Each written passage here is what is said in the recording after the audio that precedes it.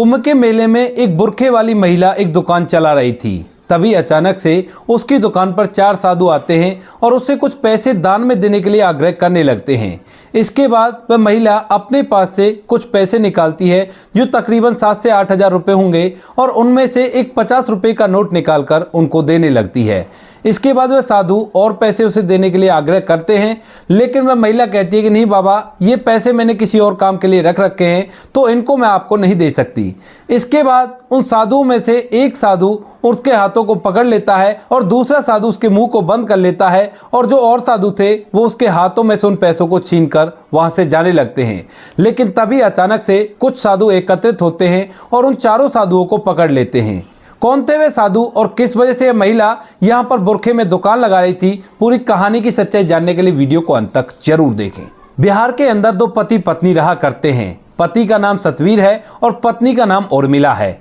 पति पत्नी दोनों एक छोटा सा होटल चलाया करते हैं जहां पर कुछ लोग खाना खाया करते हैं और उसी से उनके घर की रोजी रोटी चला करती है। तभी अचानक से जैसे कुंभ के मेले का टाइम आता है तो उसकी जो पत्नी उर्मिला होती है वह सतवीर से कहने लगती है कि क्यों ना इस बार हम लोग भी कुंभ का मेला देखने के लिए जाएं। अब इस बात को सुनकर जो सतवीर होता है पहले तो उससे मना करने लगता, कहता है कि नहीं, कहाँ जाएंगे, काफ़ी दूर पड़ता है, यहाँ से तो काफ़ी ज़्यादा दूर पड़ेगा। लेकिन पत्नी जिद करने लगती है और पत्नी की जिद को पति मान जाता है। उसके बाद दोनों पति पत्नी फैसला करते हैं कि इस बार वो कुंभ के मेले में जाकर अपना छोटा सा होटल खोलेंगे, जिस होटल से उनको कमाई भी हो जाएगी और जैसे मेला चलेगा तो उस टाइम पर वो मेले के अंदर घूम भी लेंगे। यह बातें दोनों पति पत्नी के बीच में तय हो जाती हैं और बातें तय होने के बाद पति पत्नी इसकी तैयारी करने लगते हैं। उसके बाद वो वहां से कुछ जरूरी सामान लेते हैं और सारे सामान को लेकर सीधा कुंभ के मेले में पहुंच जाते हैं जहां पर कुंभ के मेले का आयोजन हुआ था। वहां पर जाने के बाद वो फॉर्मेलिटी पूरी करते हैं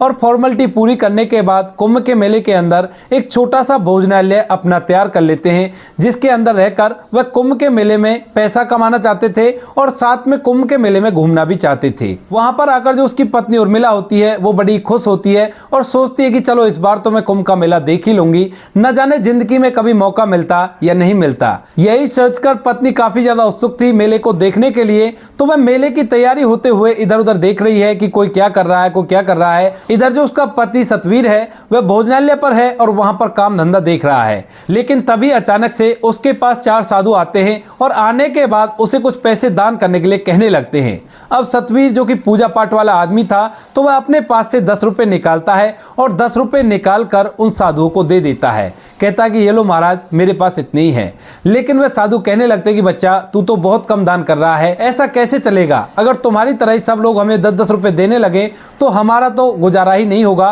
तो आपको और भी पैसे दान करने चाहिए। इसके बाद जो सतवीर होता है थोड़ी देर तक सोच विचार करता है और सोच विचार करने के बाद अपने पास से 50 रुपए निकालता है। उन पैसों में से जो पैसे उसने आज का सामान खरीदने के लिए रख रखे थे वो लगभग 10 से 12 हज़ार रुपए थे और वही उनकी जमा पूंजी थी यहाँ के लिए, क्योंकि जितना भी पैसा और उनके पास था वो सारा पैसा इंतजाम करने में खर्च हो गया था। केवल यही पैसे बचे थे जिनसे रोज सामान लाया करेंगे और सामान बेच बेच कर और पैसे कमाया करेंगे। अब जैसे ही साधु उस पैसों की गड्डी को देखते हैं तो एकदम से हरकत में आते हैं और एक साधु उनमें से सतवीर के हाथ पकड़ लेता है और दूसरा साधु उसके मुंह को बंद कर देता है। जो 2 साधु और बच गए थे वो दोनों मिलकर उसकी दुकान में से जो गल्ले में पैसे पड़े हुए थे उन्हें और साथ में उस साधु के हाथ में जो गड्डी थी जिन पैसों से वो सामान लाने वाला था उनको छीन लेते हैं और उसे धक्का देकर दुकान में गिराकर वहां से भाग जाते हैं। अब इसके बाद सतवीर इस बात को देखकर बड़ा ही परेशान होता है और सोचने लगता है कि मैंने तो इनको दान करने के लिए पैसे निकाले थे,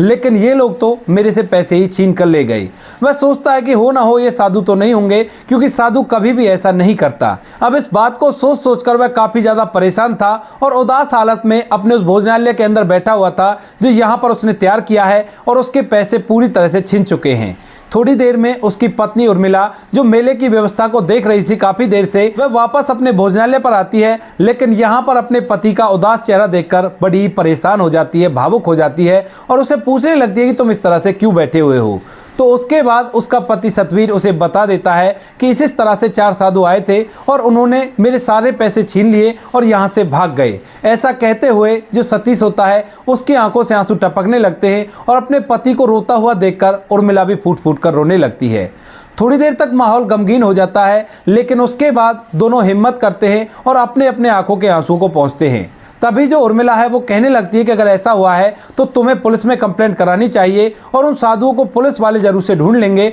और हमारे पैसे वापस लौटवा देंगे। यह सोचकर सतीश भी सोचता है कि हाँ, हो सकता है, क्योंकि वहां पर पुलिस का प्रबंध काफी अच्छा था, तो पुलिस वालों से वह इस शिकायत को करना चाहता है। इसके बाद उर्मिला के कहे अनुसार सतीश और उर्मिला दोनों वहां पर रोड किनारे खड़ी हुई पुलिस के पास जाते हैं और वहां पर उनसे आग्रह करने लगते हैं कि साहब, इस तरह से 4 साधु मेरी दुकान पर आए थे और वो मेरे सारे पैसे छीन कर ले गए हैं और हमारा रोजगार है और वो पैसे अगर हमें नहीं मिले तो हमारा रोजगार खराब हो जाएगा। लेकिन जो पुलिस वाले होते हैं वो उनकी एक बात नहीं सुनते हैं और कहते हैं कि इतने पैसे एक साथ रखने की जरूरत क्या थी और तुम लोगों ने उनको पैसे दिखाए ही क्यों। अब यह बात सुनकर जो सतीश है वो उदास सा हो जाता है और कहने लगता है कि साहब, हम बहुत दूर से आए हैं और यहां पर आकर हमने ढाबा लगाया है, अगर आपने हमारे पैसे नहीं ढूंढे तो हम लोगों को मजबूरन यहां से वापस जाना पड़ेगा और हमारा बहुत ज्यादा नुकसान हो जाएगा। लेकिन पुलिस वाला उनकी एक बात नहीं सुनता है और कह देता है कि अब इसमें कुछ नहीं हो सकता, यहां पर करोड़ों की संख्या में साधु आए हैं और इनमें से मैं कहां से ढूंढूं उन साधुओं को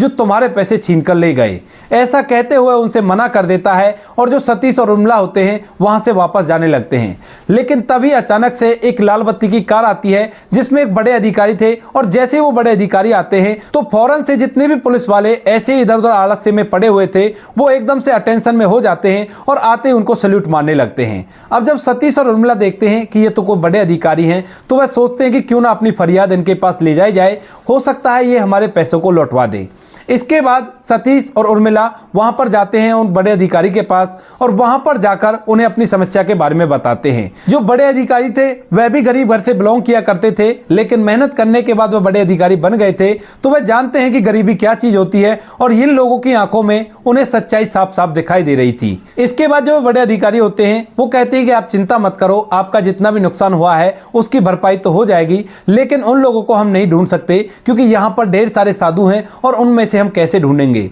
जो बड़ा अधिकारी होता है अपने पास से लगभग 14,000 रुपए निकालता है और निकालकर उन्हें दे देता है, कहता है कि ये लो, अपना काम करो और आगे से सावधान रहना, कोई भी कैसी भी दिक्कत हो तो पुलिस आपकी सेवा के लिए है, आप उन्हें बता देना। लेकिन तभी वह लोग बताते हैं कि पुलिस को तो हमने बताया था साहब, इन्होंने हमारी इस बात पर कोई भी गौर नहीं की। इसके बाद जो बड़े अधिकारी होते हैं वो कहने लगते हैं कि किससे कहा था आपने, तो वह बता देते कि हमने इंसाफ से कहा था। तो वह बड़े अधिकारी उस पुलिस वाले को वहां पर बुलाते हैं, लेकिन पुलिस वाले का यही कहना था कि साहब, इतने सारे साधु हैं तो इनमें से उन साधुओं को कैसे ढूंढा जाए। इस बात को सुनकर जो बड़ा अधिकारी होता है वह भी शांत हो जाता है और उनसे कह देता है कि ठीक है, कोई बात नहीं, हम इस बात पर अपने आप काम कर लेंगे, आप यहाँ से चले जाओ। वहाँ से वे जो पति पत्नी थे वह अपने भोजनालय पर चले जाते हैं और वहाँ पर आगे का अपना काम देखने लगते हैं। वह बड़े अधिकारी को भगवान का रूप बताते हैं और कहते हैं कि ऐसे होने चाहिए असलियत में पुलिस वाले, जिन्होंने फट से हमारी मदद कर दी और हमारा अब यहाँ का रोजगार भी अच्छी तरह से चल जाएगा और हमारा कोई नुकसान भी नहीं हुआ है। इधर जो वो बड़े अधिकारी थे, जैसे ही शाम होती है तो शाम के समय उनकी वो बात, यानी कि जो पति पत्नी उनके सामने कह रहे थे,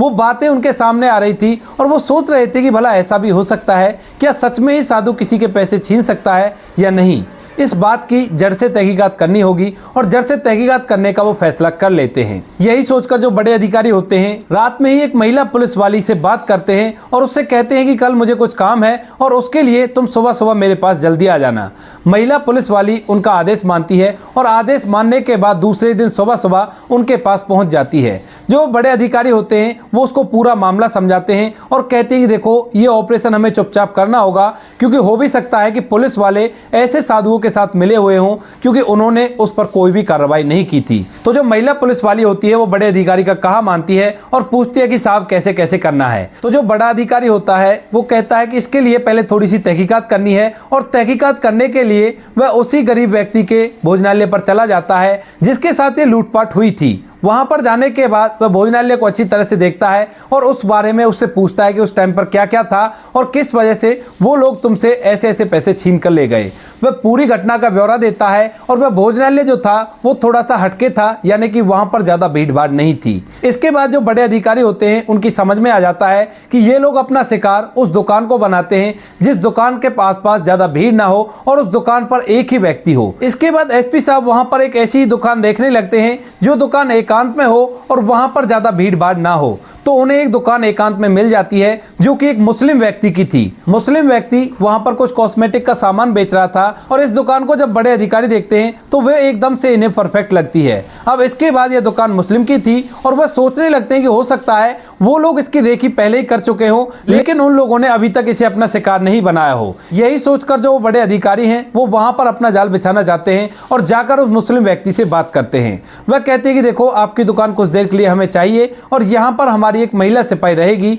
जो आपकी तरह ही यहाँ पर रहकर सामान बेचेगी। दुकान वाला भी मान जाता है क्योंकि यहाँ पर बहुत बड़े अधिकारी थे और उसकी बातों को मानकर उन्हें दुकान देने के लिए तैयार हो जाता है। अब मुस्लिम व्यक्ति की दुकान होने की वजह से जो बड़े अधिकारी होते हैं वो महिला पुलिस वाली को बुर्का पहना देते हैं और कहते हैं कि अगर कोई पूछे कि तुम यहाँ पर काम क्यों कर रही हो तो कह देना कि पिताजी की तबीयत खराब है और इसी वजह से मैं यहाँ पर काम कर रही हूँ। महिला सिपाही ने बुर्का पहन लिया था और बुर्का पहनने के बाद वह उस दुकान पर काम करने लगती है। दूसरी ओर जो बड़े अधिकारी थे उन्होंने अपने 10 कमांडोज को साधु के भेष में तैयार कर दिया था और कहा था कि तुम्हें दूर से इस दुकान पर नजर रखनी है ताकि तुम लोग इस दुकान को तो देख सको लेकिन तुम किसी और की निगाह में ना आ सको कि तुम लोग इस दुकान पर निगाह रख रहे हो। ऐसा ही वो करते हैं और पूरी तरह से जाल को बिछा दिया जाता है। लगभग 1 से 2 दिन ऐसा ही करने के बाद वहां पर कुछ भी हासिल नहीं होता है, लेकिन तीसरे दिन अचानक से 4 साधु इसी तरह से उस दुकान पर आते हैं और वहां पर उसे दान धर्म करने के लिए कहने लगते हैं। तो जो महिला पुलिस वाली होती है वो इसी तरह से, जिस तरह से उसने बताया था कि मैंने गड्डी निकाली थी, वो डायरेक्ट अपनी गड्डी निकालती है और गड्डी में से एक 50 रुपए का नोट निकालकर साधु महात्माओं को देने लगती है। अब जब साधु देखते हैं कि इसके हाथ में गड्डी है तो एकदम से वो अपने काम को करने में लग जाते हैं। उस महिला पुलिस वाली के उन्होंने हाथ पीछे की तरफ पकड़े और हाथ पकड़ने के बाद एक ने उसका मुंह दबा लिया और मुंह दबाने के बाद वो सारे पैसे छीनकर वहां से भागने लगे। लेकिन जैसे ही प्रोसीजर होता है तो जो कमांडो साधु के भेष में थे वो चारों तरफ से आकर उसको घेर लेते हैं और बड़े अधिकारी जी को इसकी इत्तला कर दी जाती है। थोड़ी देर में बड़े अधिकारी भी वहां पर आ जाते हैं और जैसे ही महिला पुलिस वाली अपने बुर्खे को उतारती है तो देखते ही ये साधु पूरी तरह से हैरान हो जाते हैं। इसके बाद जो बड़े पुलिस के अधिकारी होते हैं वो वहां पर उन लोगों से पूछताछ करते हैं और पूछताछ के दौरान वो लोग बताते हैं कि हम साधु नहीं हैं, हम लोग तो साधु का भेष बनाकर यहाँ पर छोटी मोटी चोरियां लूटपाट किया करते हैं ताकि हमारा गुजारा अच्छी तरह से हो जाए और हमारा एक गिरोह है। तो पूछने लगता है कि कितने लोगों का गिरोह है, तो वो बताता है कि हम 30 से 35 लोग हैं और हम इसी तरह से 4-4, 5-5 की टोली बनाकर इधर उधर घूमा करते हैं और घूमने के बाद पैसे कमाया करते हैं। अब जो बड़े अधिकारी होते हैं वो उनको तो पकड़ने के लिए कह देते हैं, लेकिन अपनी पुलिस का रवैया भी देखना चाहते हैं कि पुलिस के सामने अगर कोई ऐसा केस आता है तो वो किस तरह से बिहेव करते हैं। इसके बाद वह पुलिस वाली से कहते हैं कि तुम अच्छी तरह से अपने बुर्के को दोबारा से तैयार करो और तैयार करने के बाद पुलिस वालों के पास जाना और उनसे कहना कि इस तरह से मेरे साथ हो गया है और वो तुम्हारे साथ क्या बिहेव करते हैं। यही सोचकर वह उस बुर्के वाली महिला को पुलिस वालों के पास भेज देते हैं और जैसे ही महिला जाकर वहां से अपने लिए न्याय की गुहार लगाती है तो पुलिस वाले उसे धमकाकर वापस भेज देते हैं और कहते हैं कि यहां पर करोड़ों की भीड़ में साधु हैं तो हम लोग इसमें क्या कर सकते हैं, तुम यहां से चली जाओ। इसके बाद वह कहने लगती है कि साहब मेरे पिताजी बीमार हैं और इसी वजह से मैं दुकान पर काम कर रही हूं, लेकिन अगर आप लोग मेरी मदद नहीं करोगे तो फिर मैं कहां जाऊंगी, मेरे साथ बहुत ही गलत हो गया है। लेकिन पुलिस वाले उसकी एक नहीं सुनते हैं और उसे धमकाकर वहां से भेजने लगते हैं। इसके बाद जो महिला पुलिसकर्मी होती है वह अपने बुर्खे को उतारती है और वहां पर बड़े अधिकारी साहब भी आ जाते हैं। वह पुलिस वालों को हिदायत देते हैं और कहते हैं कि तुम लोगों का ये रवैया बिल्कुल भी ठीक नहीं है। यहाँ पर लोग काफी दूर दूर से आकर कोई रोजगार के लिए आता है तो कोई दर्शन करने के लिए आता है, तो तुम लोगों को यहाँ पर इसलिए किया गया है ताकि तुम लोगों की मदद कर सको और ऐसा कुछ ना होने दे सको। पुलिस वाले बड़े अधिकारी से माफी मांगते हैं और कहते हैं कि साहब आगे से ऐसा नहीं होगा और हम लोग सच में ही सभी लोगों की मदद किया करेंगे। और जब यह बात सभी पुलिस डिपार्टमेंट में पहुंचती है कि बड़े अधिकारी साहब इस तरह से ऑपरेशन कर रहे हैं और लोगों को पकड़ रहे हैं और पुलिस में फटकार भी लगाई जा रही है, तो पुलिस वाले अब अच्छी तरह से सभी की देखभाल करने का फैसला करते हैं और कोई भी जरा सी बात किया करता तो वहां पर उसके साथ जाकर उसकी समस्या का निवारण करने की कोशिश करते हैं। इधर जो वो बड़े अधिकारी होते हैं उन 4 लुटेरों की मदद से उन सभी लुटेरों को पकड़ लेते हैं जो लुटेरे वहां पर काम कर रहे थे और इसी तरह से इस मेले के अंदर हो रही लूटपाट को कम करने का फैसला करते हैं। इधर यह खबर जैसी सतवीर और उसकी पत्नी के पास पहुंचती है कि इस तरह से पुलिस वालों ने उनको पकड़ लिया है और पकड़ने के बाद उनके गिरोह को भी पकड़ लिया है,